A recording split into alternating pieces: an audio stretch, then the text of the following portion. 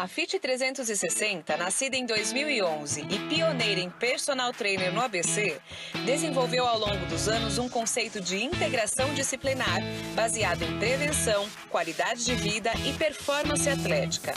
Todos eles numa sinergia para cuidar de forma mais humana, ética e responsável de atletas, crianças, adultos e terceira idade através de treinos estudados e planejados que suprem os objetivos e necessidades específicas de cada um de nossos clientes. Contamos também com uma moderna instalação. Os equipamentos são de última geração, proporcionam performance e segurança aos praticantes, seja no alto rendimento, manutenção e preservação da saúde, prevenção de lesões ou até mesmo na reabilitação, já que contamos com uma clínica de fisioterapia. Visite a Fit 360.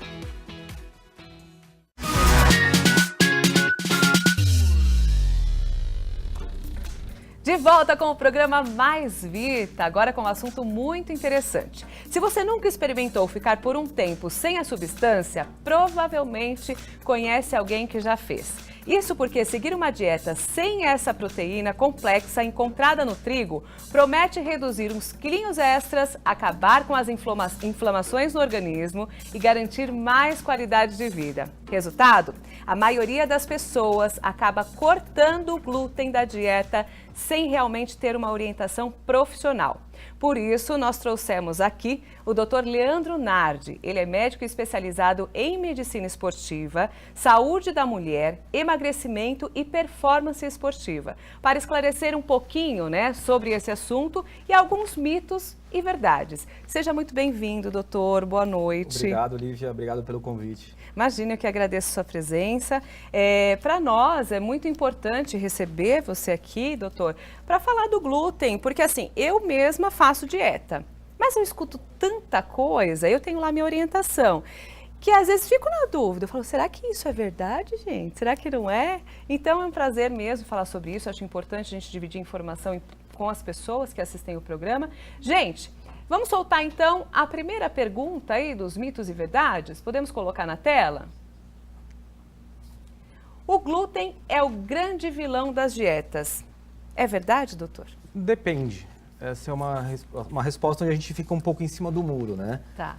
Porque o glúten ele é o resultado do processo da transformação do grão do trigo, do centeio, da cevada, onde com a mistura da água com a energia resulta no glúten. E o glúten, ele está em todas as farinhas, principalmente nas farinhas brancas, né? Então, a farinha realmente é onde tem a maior quantidade, principalmente no pão, né? E o pão é onde tem a maior quantidade do grão do trigo. Certo. Né? O mesmo pão, eu digo, né? O pão que Jesus Cristo comia não é o pão que hoje a gente come. Né? E houve uma modificação muito grande. De 40 anos para cá, então, houve um aumento de 400% na quantidade do glúten, né?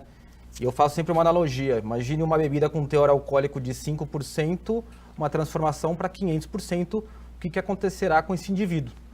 Então, o glúten foi muito modificado. Então, o corpo não tolera uma quantidade de glúten. Muito então, isso ocasiona o excesso, uma desbiose intestinal, uma série de complicações devido a uma hipersensibilidade. Agora, uma dúvida minha que surgiu. Isso justifica as pessoas de antigamente, que não ficavam quase doentes, porque elas comiam pão, né? Comparadas às de hoje, porque hoje todo mundo fica doente. Sim, o glúten, como ele foi modificado transgeneticamente, isso para quê? Para aumentar a produção. Isso tem sentido. Só que às vezes nem sempre isso é saudável para a nossa vida, né? Certo. Aumentar a produção, né, para um maior consumo, às vezes isso não é saudável, né? E isso traz consequências terríveis. Entendi. Né?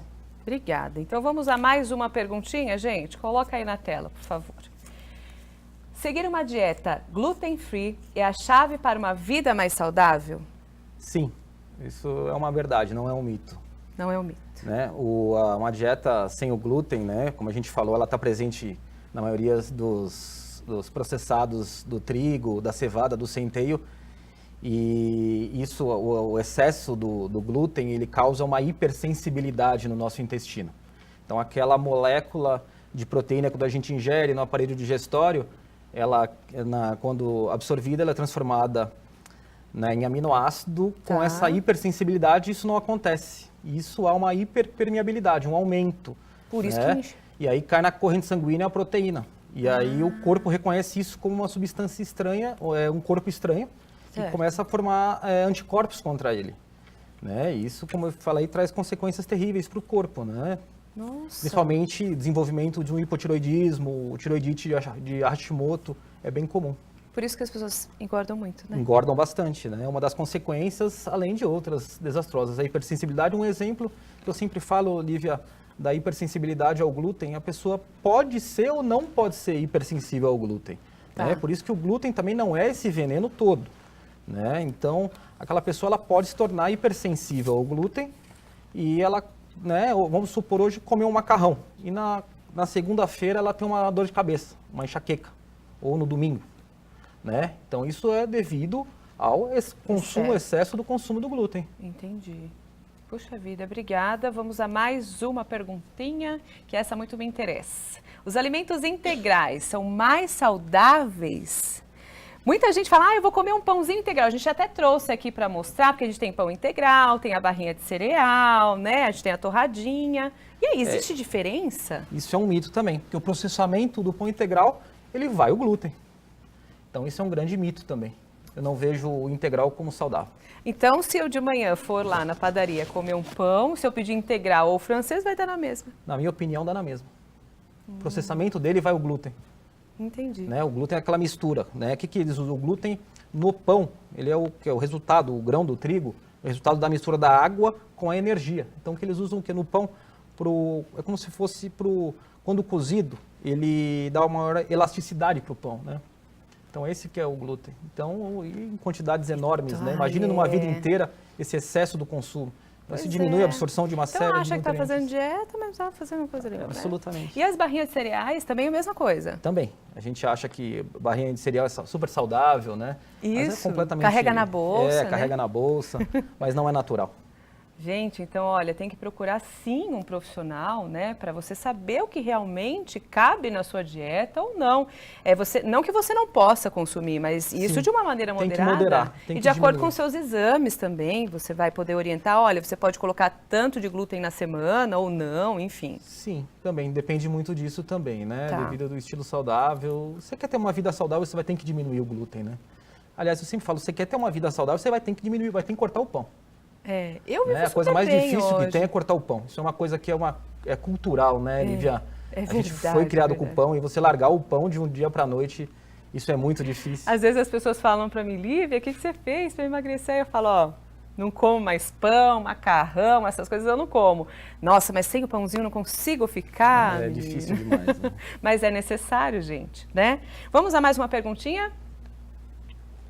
Vamos ver. A dieta sem glúten é indicada somente para quem tem doença celíaca? Não. O que acontece é que a doença celíaca é uma intolerância ao glúten, né? Então, o glúten, ele causa uma destruição das velocidades intestinais. Então, cria-se uma intolerância. Então, às vezes a pessoa ela tem a doença celíaca e não percebe, né? 80% das pessoas que têm doença celíaca não sabem que tem doença celíaca. Não tem sintomas? Os sintomas são esses, né? Alterações intestinais, agressividade, mau humor, né? Dificuldade em manter o peso. Então, isso são sintomas da doença celíaca que muito vão aos médicos e, pelos sintomas, acabam não reconhecendo, não sendo diagnosticada da forma que tem que ser, né? E acabam, a gente chama de doença celíaca oculta, é uma intolerância ao glúten, né? Muitas então, é diferente daquela hipersensibilidade ao glúten. Ah, diferente. Né? Eu chamo de incompatibilidade alimentar, que ela é dividida em alergia alimentar. O exemplo é o leite, da lactose. Não, essa aí é uma intolerância junto com o glúten. Alergia seria, vamos supor, ingerir um camarão. Sim. Né? Aí você tem aquele choque anafilático, aquela urticária, edema de glote, tem que tomar corticoide, às vezes até adrenalina. Isso é uma alergia alimentar. Tá. A intolerância alimentar pode ser da lactose do leite, né? Da enzima, então uma intolerância enzimática, e a intolerância também, como a gente citou agora, do glúten, que é a doença celíaca.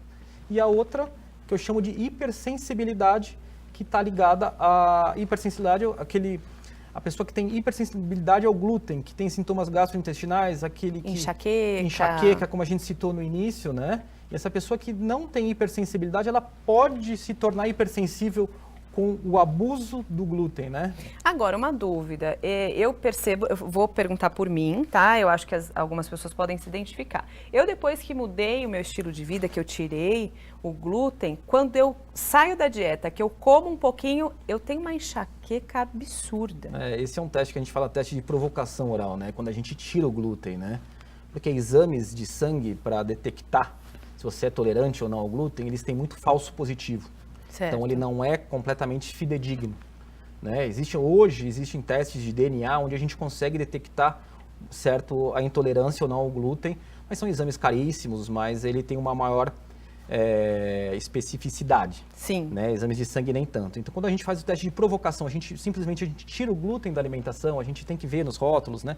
E como você trouxe aqui uma série de exemplos de alimentos onde contém glúten e muitos não sabem, né?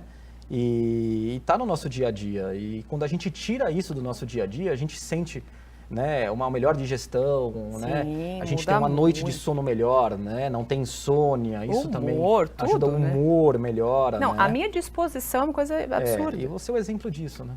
Sim. Ai, não troco por nada. Agora eu tô vendo ali a cervejinha, né? Muita gente em casa deve estar pensando, meu Deus, a cervejinha. Eu vejo dietas da moda e já li que a cerveja, que é melhor tomar a cerveja, por exemplo, do que um vinho. Isso é verdade? Não, a cerveja é derivado da cevada, né? A cevada, junto com a água, junto com o processo de movimento, isso tem uma quantidade de glúten. Não ver essa comparação é um pouco relativa também, sim, né? Depende da quantidade do consumo. Dependendo também da quantidade, exatamente. Não dá para dizer qual o melhor ou o menos pior. Agora, uma maneira de substituir o glúten, doutor, porque assim, a gente sente falta, né? Uma pessoa que consome o arroz com feijão todos os dias, para de repente ela não consumir mais o arroz, o que ela poderia colocar ali no lugar? Os carboidratos, você pode substituir por carboidratos que vêm da terra, que são os tubérculos, né? Os exemplos, batata doce, mandioca, mandioquinha, inhame, cará, aipim, entre outros, né? Que a gente precisa do carboidrato. Sim. Em geral, né? E os alimentos, né?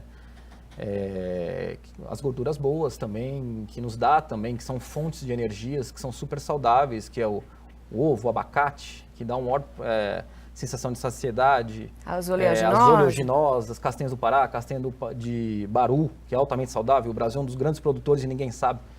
E amêndoas, nozes, então o coco também, né? Aquele coco seco, lá é extremamente saudável. Ah, que legal. Agora eu tô vendo aqui, ó, a aveia, né? A gente fez questão de colocar, porque muita gente faz a receita do bolo, por exemplo, com a aveia, né? Com a farinha de aveia. Aí vai comer a paçoquinha lá, que nem nutricionista, eu peço um doce, porque eu morro de vontade de comer doce. Ela fala, você pode comer uma paçoquinha de aveia por dia. Mas a gente vê a aveia como uma questão saudável, mas ela está aqui no meio dos glútens, né? O que você tem a dizer sobre a aveia, doutor? A aveia também é modificada transgeneticamente, né? E também no processamento tem o glúten. Então não vejo a aveia, né, na minha opinião, né, respeito aos nutricionistas, mas eu não vejo a aveia como saudável, né? Existem outros grãos. A quinoa é altamente saudável, não tem glúten, né? Amaranto, né? Diversos. E dá até para fazer o bolo, né, com amaranto e tudo. Tá, extremamente saudável, né? E esses doces fitness? Os doces fitness, né? Isso virou moda hoje. Mas também, né, vai na composição, né, em sua maioria, a aveia, né? Entendi.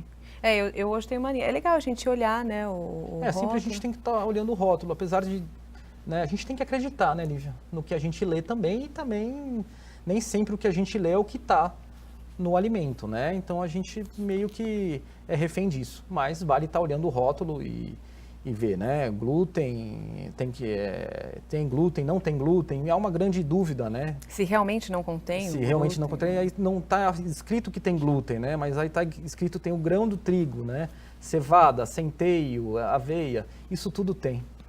né? Tem que tomar cuidado, então, né, gente? Porque, assim, se você pegar o hábito de realmente prestar atenção no que está ali, você vai conseguir ter uma vida muito mais saudável. Eu acredito que aconteça com muitas pessoas o seguinte, você vai lá e compra o pão integral ou o produto light, a barrinha de cereal light e tal, mas nada muda. Exatamente. Por que nada muda? Por conta disso, porque realmente esses alimentos, mesmo eles sendo integrais, dietas da moda e tal, eles têm o glúten e fazem mal para a saúde. Fazem. Ponto final, né? Não tem o que fazer. Na minha prática, eu percebo bastante o glúten, não só no emagrecimento, no tratamento da obesidade, é interessante você tirar o glúten, né? Mas hoje o glúten está ligado, o excesso do glúten na alimentação está ligado a uma infertilidade, poucos sabem disso. Né? Às vezes a mulher não consegue engravidar, está com um nível de progesterona ótimo, né? E não consegue engravidar. Aí você tira o glúten da alimentação dela, tira também os derivados dos lácteos, mas isso é uma outra coisa, um outro detalhe que a gente pode falar em outra oportunidade. Em 2, 3 meses essa mulher engravida. Que né? interessante. O outro exemplo é a anemia. Aquela anemia que a pessoa tem, ela trata e ela não consegue ter resultado. Né? Então o excesso do glúten, ele faz com que você não consiga ter sucesso no tratamento de uma anemia. Quando você tira o glúten, você corrige-se isso. A gente né? consegue pensar, por exemplo, nas pessoas que sofrem de obesidade mórbida. Mudar a dieta, tirar o glúten, elas conseguem emagrecer, doutor, o suficiente? Isso é uma dúvida minha. Você tira o glúten, como ele está na maioria das farinhas, apesar de você tirar já o glúten, né, você tem alimentos que contêm grandes quantidades de carboidrato. Então, na verdade, você tem que cortar o excesso do carboidrato simples, em sua maioria, né? Tá. Não só o pão, né, mas o excesso do arroz, das massas em gerais, né? Os derivados todos de pães que existem na padaria. Eu sempre falo, né? O mais gostoso é o que faz mais mal, né? Podia ser o contrário, né? O corpo, para tolerar esse alimento, ele produz substâncias, endorfinas, que dá a sensação de bem-estar. Então, Sim. por isso que tem esse prazer enorme. Então, por isso que quando a gente está de TPM, a gente quer comer um chocolate, né, mulher? Nem doida a gente fica, e come, fica aquela coisa. Dá assim, aquela sensação de bem-estar, de alívio, né? É verdade. Puxa, adorei receber você aqui. É um assunto que a gente poderia ficar, né, por horas aqui conversando. Sim. Eu queria estender, falar do leite, né? Que mas aí eu vou convidar importante. você numa próxima oportunidade para a gente falar um pouquinho de outros assuntos, até mesmo de longevidade, porque Sim. você é especialista nisso, né? Gente, obrigada. Obrigado pelo convite, Lívia. Meu site da minha clínica é lnlongevidade.com.br, quem tiver interesse de saber um pouco mais dos meus tratamentos e dessa nova medicina que é fantástica, tá? E o meu e-mail, Dr. Leandro Nardi. Tá aí o contato do doutor, vale a pena uma visitinha, então eu te espero aqui, tá? A gente vai se falando, obrigada mesmo, tenha uma boa noite.